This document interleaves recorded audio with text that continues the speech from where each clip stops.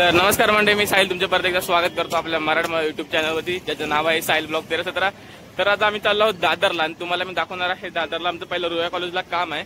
ते रुया कॉलेजचं काम करून आम्ही जाणार आहोत मग दादर चैत्यभूमीला वगैरे, आणि आपल्याला जायचं राजगृहावरती। तुम्हाला मी राजगृह आणि दादर चैत्यभूमी तुम्हाला दाखवीन, तुम्ही व्हिडिओमध्ये नक्की बनवून राहा आणि व्हिडिओ शेवटपर्यंत बघा।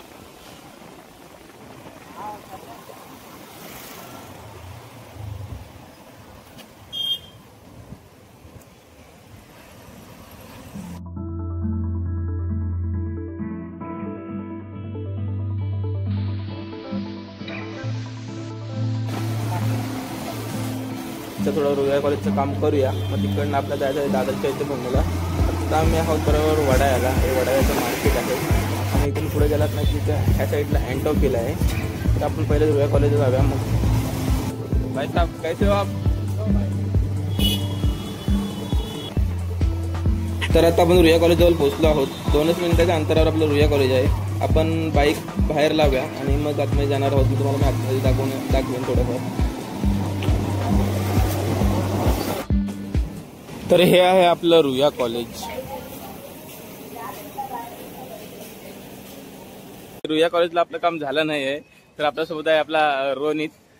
तर हा आहे रुया कॉलेजचा बाहेरचा एरिया आणि हा आहे रुया कॉलेजचा कट्टा, हा फेमस कट्टा आहे आणि ह्याच्या बाजूला ग्राउंड वगैरे आहे। आणि ह्या साईडला तुम्हाला समोर दाखवतो मी, हे आहे रुया कॉलेज। हा रुया कॉलेजचा बाहेरचा एरिया आहे। ह्या साईडला आहे डीपी हॉटेल। 1965ला याची सुरुवात झाली होती आणि रुया कॉलेजच्या बाहेर जे हॉटेल आहे, एक नंबर जेवण नाश्ता वगैरे असतं। तुम्ही कधी आलात ना तर नक्की या आणि ती चव चाकून बघा, खूप एक नंबर हॉटेल भारी आहे। आपल्या सोबत असणार आहे आपला रोनित भाऊ। रोनित भाऊ आपल्या आज पूर्ण आपण जिकडे जिकडे फिरणार आहोत तिकडे तिकडे आज रोनित भाऊ गाडी चालवणार आहे आणि आपण पाठी बसून पूर्ण व्हिडिओ दाखवणार आहोत। आपली मुंबई तुम्हाला फिरवणार आहोत। तर म्हणजे आता मी बरोबर राजगृहाच्या बाहेर आहे आणि राजगृह तुम्हाला मी बाहेरच्या साईडने पूर्ण राजगृह दाखवण्याचा प्रयत्न करेन। दादर येथील राजगृह हे भारतरत्न डॉक्टर बाबासाहेब आंबेडकर यांचे मुंबईतील निवासस्थान आहे। हे केवळ घर नसून आंबेडकरी अनुयायी आणि बौद्ध समाजासाठी एक महत्त्वाचे श्रद्धास्थान आणि प्रेरणास्थळ आहे।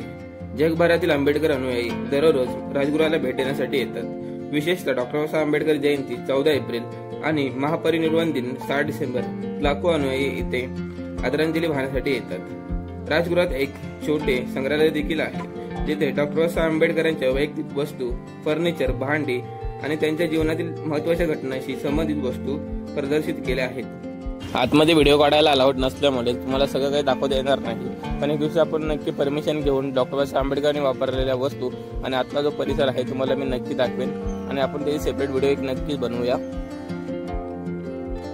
राजगृहावर आपण आता निघालो आहोत आणि आता आपण आहोत दादर वेस्टला, दादर वेस्ट स्टेशनच्या बाहेर आणि माझ्यासमोर तुम्हाला दिसत असेल ते आहे सिनेमा प्लाझा। आता आपण जाणार आहोत दादर चैत्यभूमीला।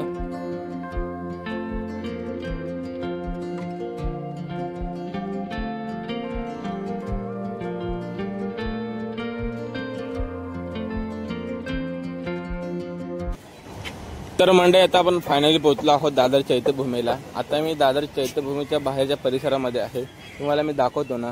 हे आहे स्तंभ, खूप उंच स्तंभ आहे आणि त्याच्याच खाली आहे ना ही काचेच्या ह्याच्यामध्ये ती आहे ज्योत। ही ज्योत हमेशा चालू असते आणि तुम्हाला मी दाखवतो समुद्रकिनारा। समुद्रकिनारा एकदम बघायला स्वच्छ आणि मस्त समुद्रकिनारा आपल्याला बघायला भेटतो। त्याच्याच बाजूला हे तुम्हाला मी दाखवतो, आतमध्ये घेऊन जातो। तुम्ही जर 7 डिसेंबरला किंवा 14 एप्रिलला आलात ना तर खूप लांबून लांबून लोक डॉक्टर बाबासाहेब आंबेडकरांना मानवंदना देण्यासाठी दादर इथे येत असतात।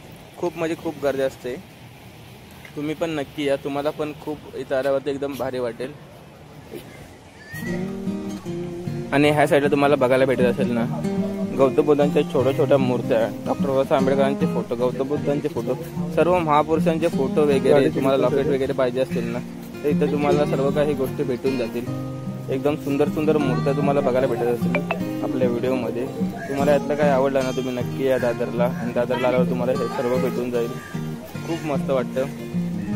हे लॉकेट बघत असाल ना, खूप मस्त लॉकेट आहेत आणि ह्या साईडला मूर्त्या बघाल ना, खूप मस्त मस्त मूर्त्या बघायला तुम्हाला भेटत असतील त्या व्हिडिओमध्ये। हे सर्व लॉकेट वगैरे आहेत आणि ह्या साईडला तुम्हाला बघायला भेटत असेल हे सर्व पेन वगैरे आहेत। आणि भारतीय संविधानाचं तुम्हाला जर पुस्तक पाहिजे असेल ना 400 ते 500 रुपये तुम्हाला इथे भेटून जाईल आणि अनेक पुस्तके तुम्हाला इथे बघायला भेटत असतील। आणि हा हे बाहेरचा परिसर तुम्हाला मी दाखवतो।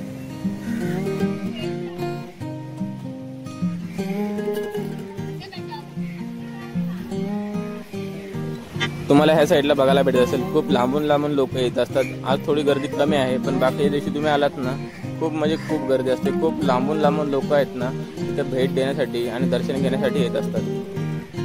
ह्या साईडला बाबासाहेबांचा फोटो आणि तुम्हाला सिग्नेचर बघायला भेटत असेल त्यांची.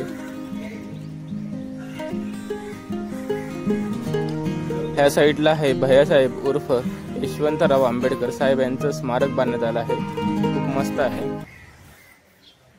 विजय गौतम, उत्तर प्रदेश, इलाहाबाद का निवासी हूँ। आप भी यूट्यूब पे वीडियो बनाते हो क्या? नहीं, ऐसे ही घूमने आए थे। देखने घूमने बनाते नहीं बट बोलते हैं। हाँ, बोलने के लिए कुछ नहीं है। बहुत अच्छा है, आप लोग उस स्थल से है जिस स्थल पे हमको नाही, मी आहे मुंबईला जातो मालाडला. बाबासाहेबांचं गाव आपल्या बाजूलाच आहे. मंडणगड मध्ये आंबवडे म्हणून गाव आहे. बरोबर. आमच्या गावावरून 10-12 किलोमीटर आहे. 12 किलोमीटर तुमच्या इथून. खुशी की बात है. आणि सर्वांनी या तिकडे, चांगलं आहे, मस्त गाव आहे त्यांचं गाव. हो, नक्की एक दिवशी नक्की हो. आप उस स्थल से है, मुझे बहुत बहुत खुशी हो रही है आप लोगों से मिल करके, और हमारे भाई साहब जो यूट्यूब चैनल के साथी है इनसे भी मिलके मुझे बहुत बड़ी खुशी हुई है. और मैं आपका भी वंदन अभिनंदन करता हूँ. Thank you. जय भीम. जय भीम. ठीक आहे. कुठून आलात मावशी? भाईंदर. कसं वाटतंय ते तुम्हाला? इथे तर मी हमेशा येत राहते. हा. 5 डिसेंबरला येऊन जाते का तर मग 7 डिसेंबरला येतो. कारण बाहेरच्या लोकांना पण यायला पाहिजे. 6 डिसेंबरला लांबून लांबून लोक येतात. आपण नंतर पण दर्शन घेऊ शकतो. बरोबर.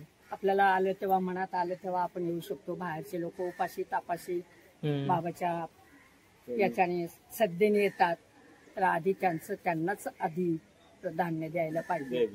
तर आता आपलं दर्शन वगैरे घेऊन झालं आहे. तर रोनित, तुला कसं वाटतं की आता आपण प्लॅन करून आलो होतो? आपण तर वर्षातनं खूप वेळा आपण दोघं येत असतो, पण आज आपण आलो, तर तुला कसं वाटतं इकडे येऊन? तर सर्वांना सर्वप्रथम जय भीम. माझं नाव रोनित गायकवाड आहे आणि इथे आम्ही सारखं, मी आणि साहिल माझा मित्र, सारखं आम्ही येत राहतो. आम्हाला खूप इकडे आल्यानंतर बरं वाटतं, शांत वाटतं. तर माझी असं सर्वांना एक कळकळीची विनंती आहे की तुम्ही कुठेही असो, मुंबईमध्ये असो किंवा गावी असो, तुम्ही कधीतरी वर्षातून एकदा किंवा दोनदा इकडे भेट द्यायला पाहिजे. ते आपल्या बाबासाहेबांसाठी, त्यांच्या अनुयायांसाठी बांधलेले एक दादाची चैत्यभूमी असली तरी त्याला आपण ऊर्जा भूमी म्हणतो. इथं आल्यानंतर आपल्या सर्वांना एक ऊर्जासारखं भेटते. त्यामुळे मी असं सर्वांना विनंती करतो की तुम्ही इथे येत राहा.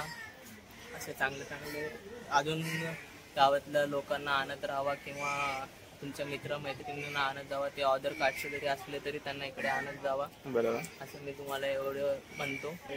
2 शब्द संपवतो. जय हिंद, जय महाराष्ट्र, जय भीम. थँक्यू रोनित. तर बरोबर, आता दादा चैत्यभूमीच्या बाहेर आहे आणि ते तुम्हाला मैं दाखवतो चश्माचं.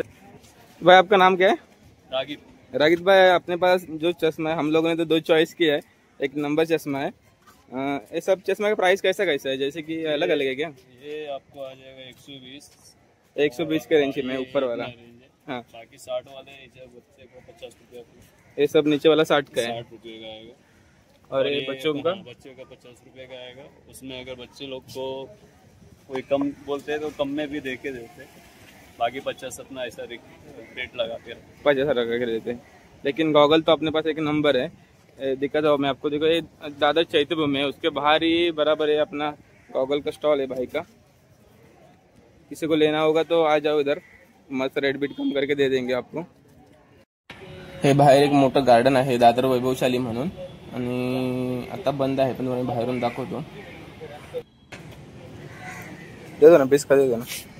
आणि हे बघायला भेटेल तुम्हाला गावच्या आपले आठवणी, शेंगा वगैरे आहेत, बोरं वगैरे आहेत, कैरी वगैरे आहेत. खूप मस्त आपण थोडंसं खाऊया आणि आपण जाणार आहोत तिकडनं घरी आणि आपल्या व्हिडिओचा एंड करणार आहोत.